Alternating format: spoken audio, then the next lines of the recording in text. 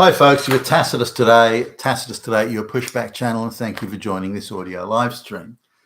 In this essay, I'd like to talk about how the education system all over the Western world is being super scammed with the complicity of the Western education systems and universities, by the way, but it's being super scammed, and in Australia at least, by Indians in particular, and to a lesser extent, the Chinese or other groups. Pakistanis also rate pretty big here. Now, what's the scam? And this is kind of a few things interrelated here. What I didn't realize until quite recently was something like 75% of the Indians that apply to come to Australia as a skilled workers, 75% of them are rejected. Now, you may say, well, gee whiz, that's a good sign, isn't it? That the people who have no skills or qualifications being filtered out.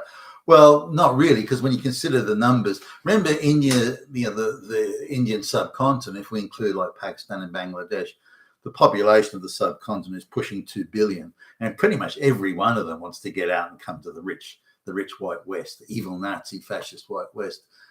So 2 billion, there's a lot. I mean, we're talking, hundreds of, well over 1 billion brown people, most of them peasants, illiterate peasants at that, want to get out of India and come to the West. That's just it.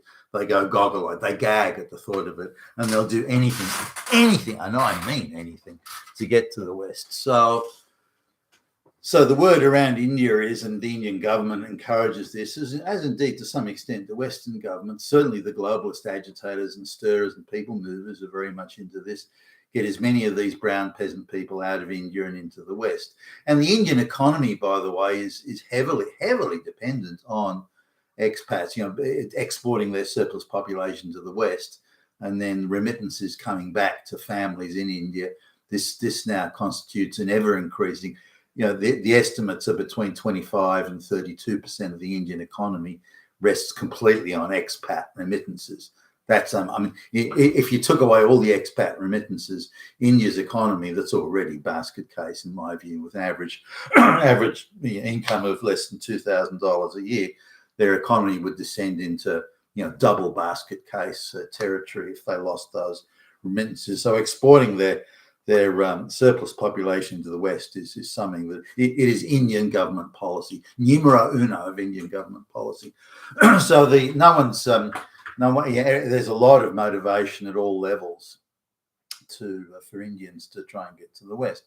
But I hadn't realised that 75% being rejected. But you say, well, that's good, isn't it? But no, not when tens of millions are applying to come to the West. Then 10 million apply and 75% gets knocked back. Still 2.5 million each year are coming in. Large numbers are coming in each year. So, what does an Indian do if they flunk out on applying for a skilled work visa? So, they got to bribe somebody. They got to get a fake degree. That's all pretty expensive. So what other way can they go to? Well, one of the surefire ways is to say, well, I'm coming to Australia to study. I'm a student. No one's got a point in line. I'm learning. I'm bettering myself. I'm a student. And so there, the standards are much lower. And it's the university that gets pretty much an independent assessment of whether or not you can come in as a student. Now, once you're in Australia and elsewhere, this could be in Britain or Canada or somewhere, once you're in a first world Western country as a student, most of these countries have that you can work, 20 hours a week, 10 hours a week. There's some sort of limit there. And once you've finished your degree, you can then go into another study course. You can sort of add on quite a few other study courses that'll keep you in the country for 10 years, and you can be working, all the way along here. Then you can often, in most kind of Britain and Australia, you can tack on that, I finished my studies, but they'll let you stay for 2 or 3 years to work. Then you can go back and say you're studying something, which then means you can reactivate. So you can stay in the country for 10, 15 years, at which time you can then say, well, look how long I've been here. I've been here 15 years. How about you give me residency or citizenship? And so it's just the student visas considered to be a path to not only a work visa that you otherwise couldn't get, but also a pathway to residency or citizenship. So this is seen, it's scammed purely for that base. They're not coming to study or to learn or to do anything. Far from it. They're coming to acquire a pathway to citizenship that they can't get through other means or through other bribes or through other scams. And it's a relatively good scam. Now, once they arrive in Australia, or again, it could be another Western country, then they come in with effectively a bunch of alias names, so they can work 10 hours a week as, Rajiv, and then another 10 hours as Sanjeev, and another 10 hours as Jeet, and so on. So they actually can end up working as many hours as they want. Most of the study courses are scam colleges or ghost colleges that are often known, and employment is gained through Indian managed scam, corrupt labour hire firms. So they get put out into working in take out food shops that are owned by Indians, corner stores that are owned by Indians or Pakistanis, whatever. So it's a whole network of corruption and scams and so on. And it's a massive network. We're not talking one or two people here. We're talking many hundreds of thousands, million plus going on here. Rich Indian property developers from India buy up lots of property and then house these Indians in those property, so they collect the rent for that. So it's a very tight knit. They only spend money on each other and amongst each other type. So the benefit to the wider Australian economy or Western economy is close to zip, other than the effect, I suppose, of reducing wages in that particular sector. Whether it be in trucking or in I don't know, food delivery door to door, or corner stores, or petrol or gasoline stations and so on. Now, once they're the universities actually have a criteria for acceptance. You have to be able to, what do you want to study, and can you speak English, and do you have some sort of, especially if you want to do mastering and postgrad or PhD, masters, that sort of thing. Do you have qualifications there? Now, this is where the scams sort of start to come in big time.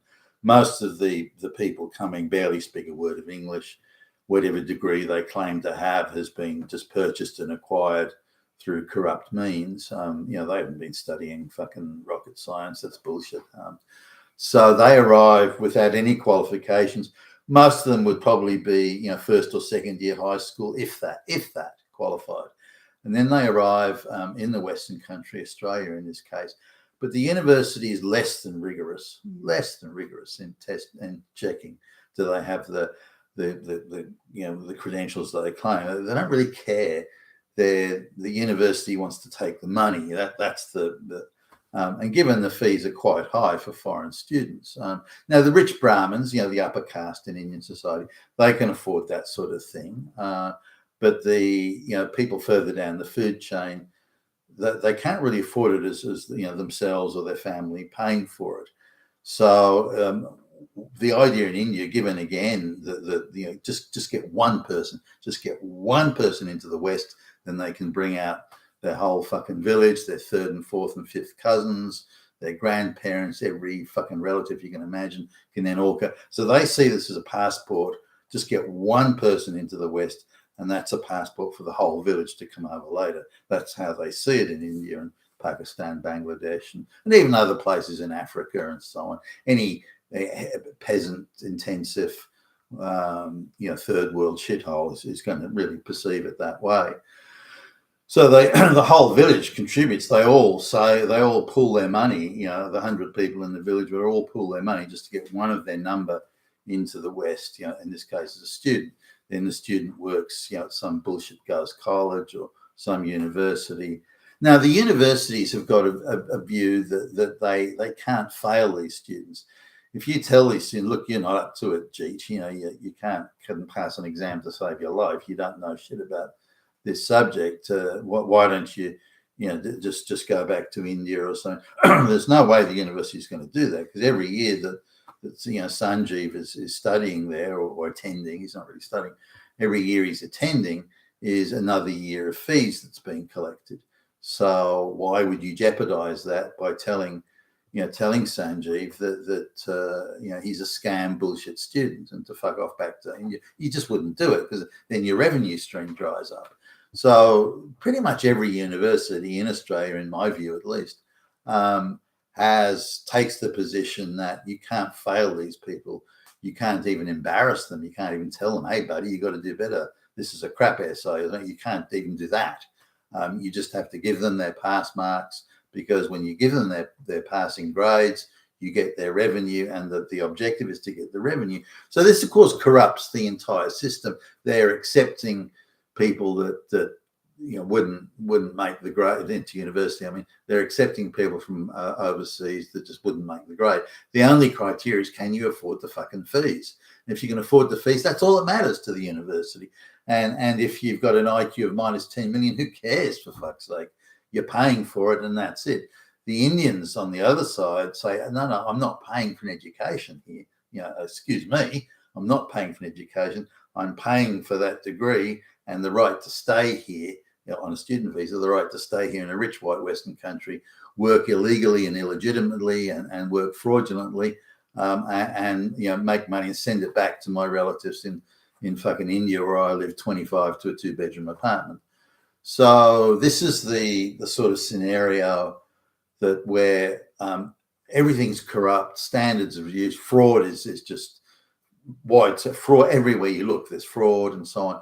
But no one has an incentive or an interest or will gain a benefit by stopping this fraud and stopping this corruption and stopping this lowering of standards, this getting rid of merit.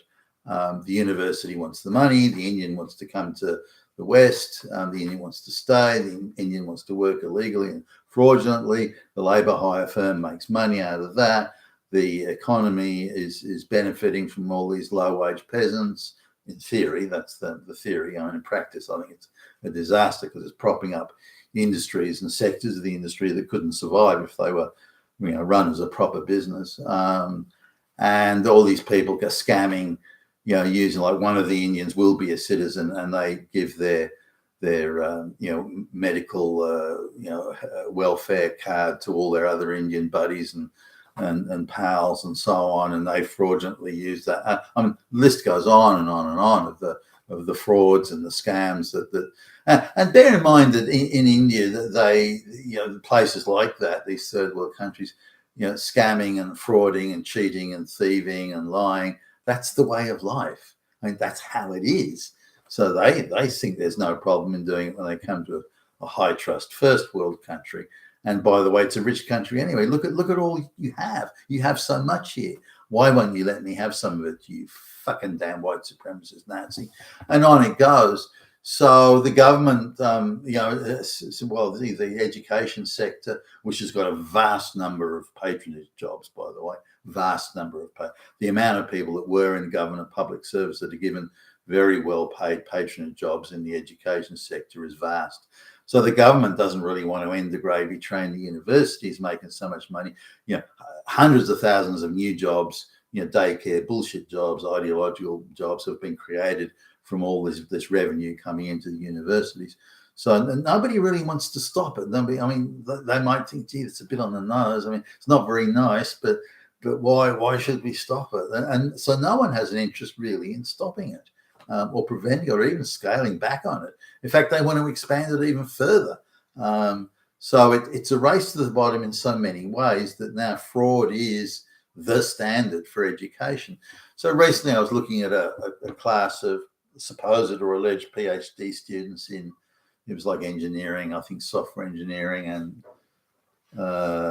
chemical engineering, I think it was. And I didn't see a single fucking white face there. So the PhD class was all offshore brown people from third world countries. Now, you then look at the arts and humanities classes like gender studies and the soft courses, peace studies or international studies, all that sort of stuff, political economy and the like. you look at those classes, and they're nearly all white people. In fact, that most of the classes there's no one other than white people in those bullshit classes, and nearly all of those are young women as well, with pink and green hair, for goodness sakes. So that's the divide that's in there. And where are the straight white males in the Western countries, for goodness sake? What are they doing and studying? Are they anywhere in the university?